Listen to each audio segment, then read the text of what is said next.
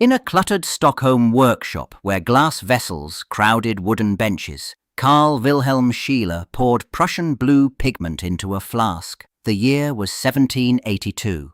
He dripped sulfuric acid onto the deep blue powder, watching it bubble and darken.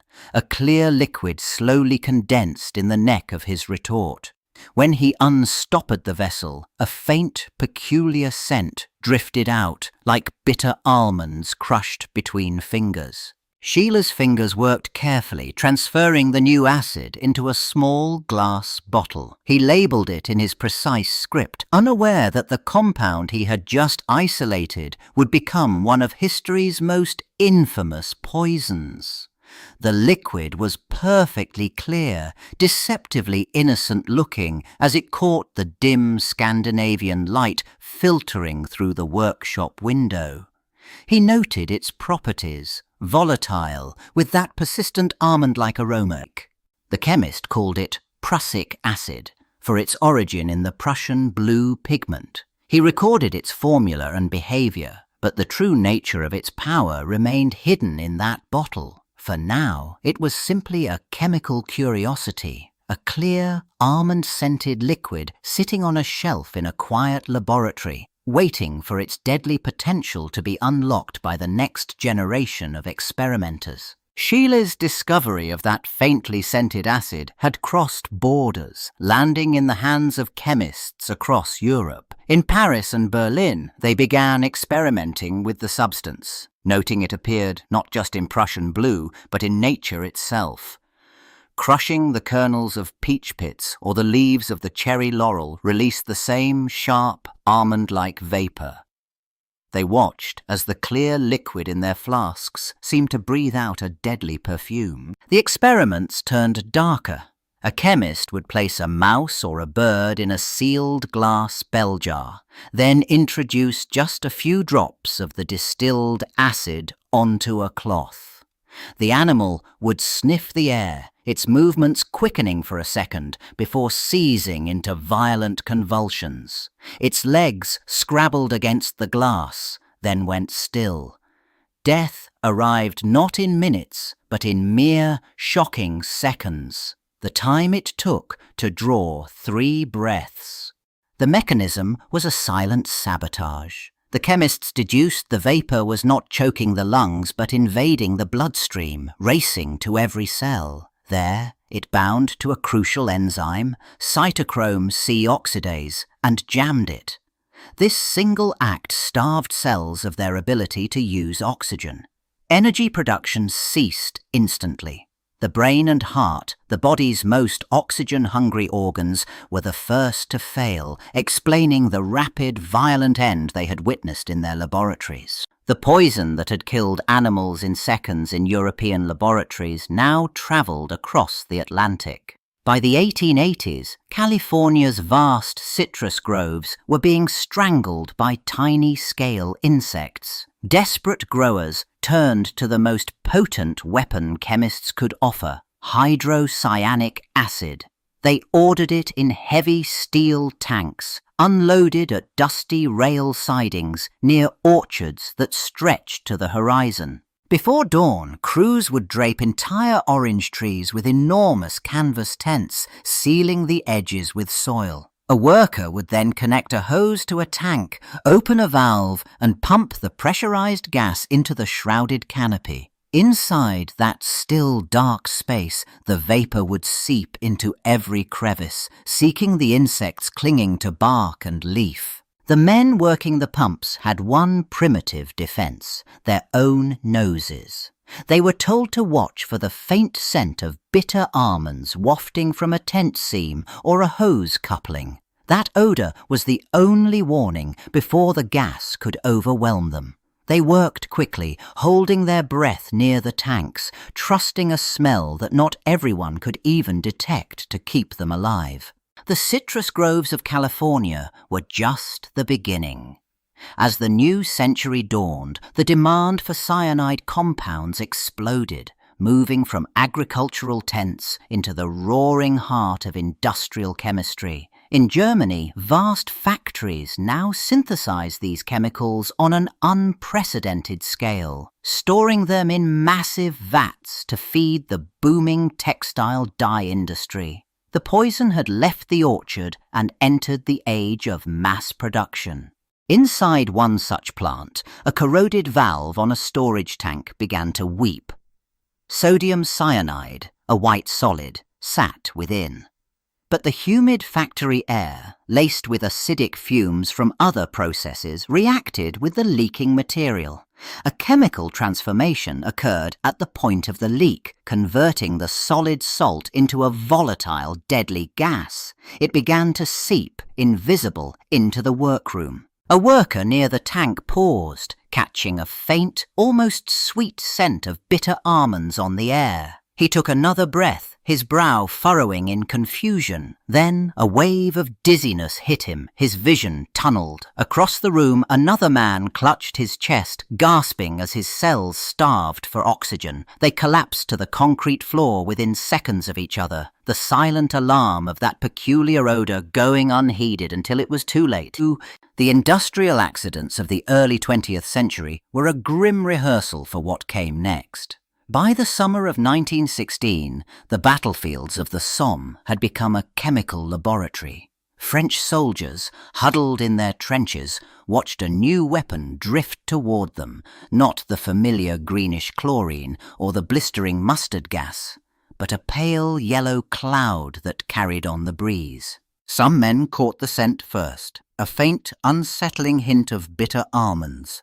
The gas was hydrogen cyanide, weaponized by German forces under the codename Vincenite. But in the open, cratered landscape, the lighter-than-air vapor tended to rise and dissipate. It proved less effective in the deep, muddy trenches than its heavier counterparts, failing to sink into the dugouts where men took shelter.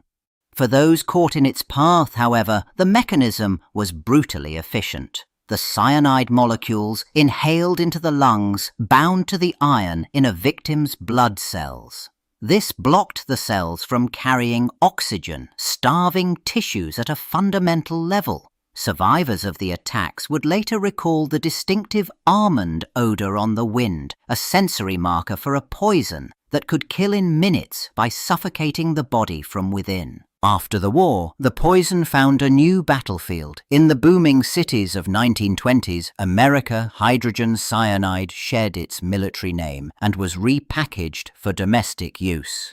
Pest control companies, advertising under trade names like Zyklon, promised households a definitive solution to rats and roaches. Their method was simple, brutal, and involved leaving the most dangerous substance in the home. A technician would arrive, placing shallow dishes of the clear, volatile liquid in kitchen cupboards and under floorboards. He would then seal the room and trigger the release. The liquid would vaporize, filling the enclosed space with an invisible, heavier-than-air cloud that seeped into every crevice. For hours, the gas worked, suffocating pests at the cellular level by halting their ability to use oxygen. The danger came with the all clear. Eager families, told to air out their homes, sometimes returned too soon.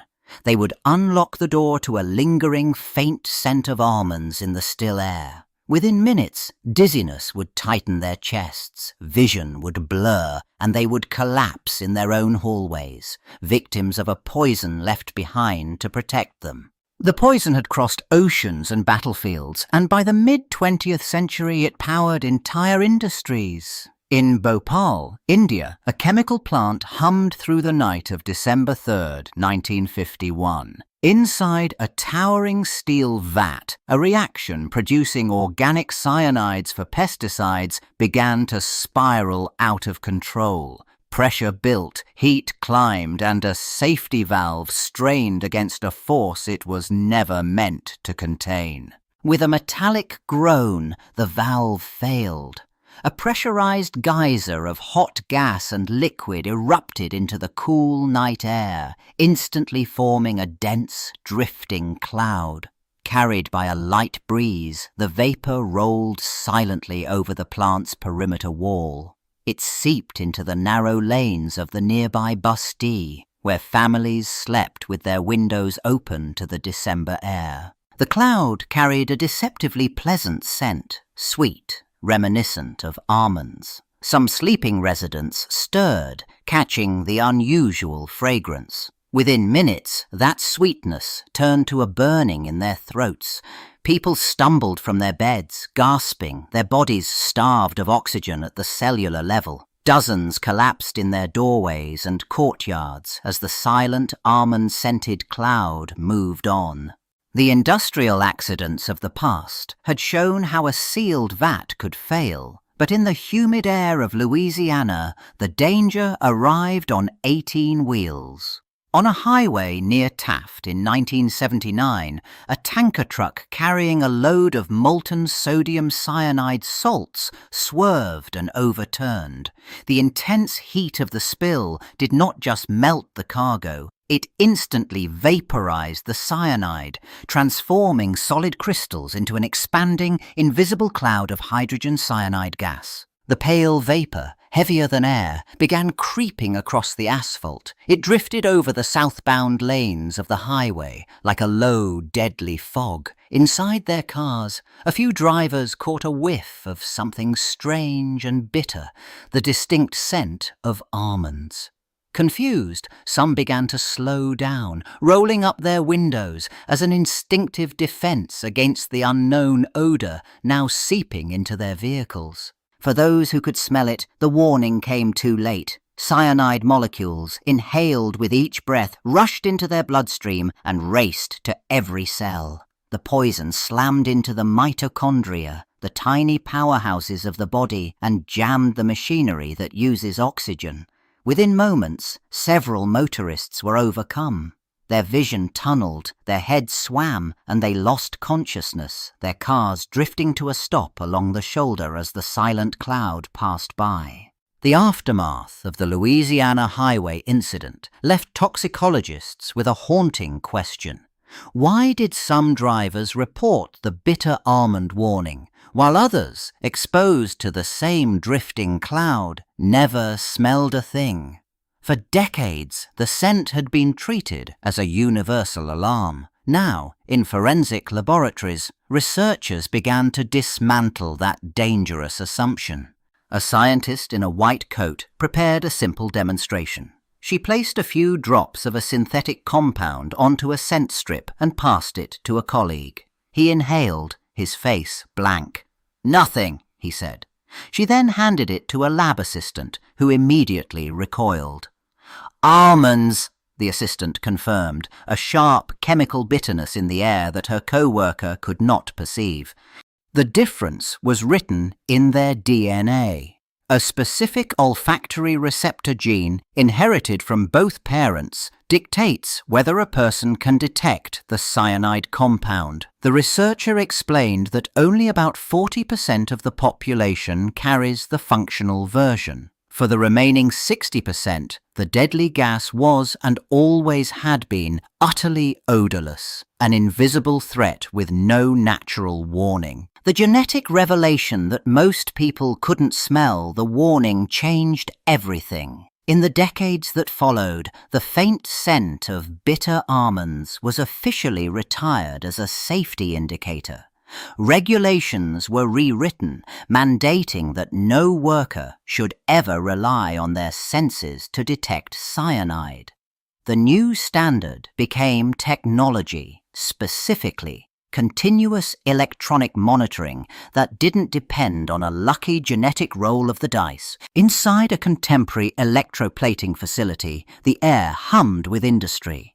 A technician, clad head to toe in protective gear, carefully poured crystalline sodium cyanide into a plating bath. Clipped to her collar was a small black device. It remained silent, its digital display reading 0. This monitor sampled the air every second, calibrated to detect hydrogen cyanide gas at concentrations far below any human threshold, whether one could smell it or not. The protocol was absolute. If the monitor's alarm ever chirped, the entire section would evacuate immediately, long before dizziness or headache could set in. This was the direct legacy of Sheila's discovery, the Grove tents and the fallen workers, a legacy written not in odour but in beeps and protocols, ensuring the poison's history would not repeat itself.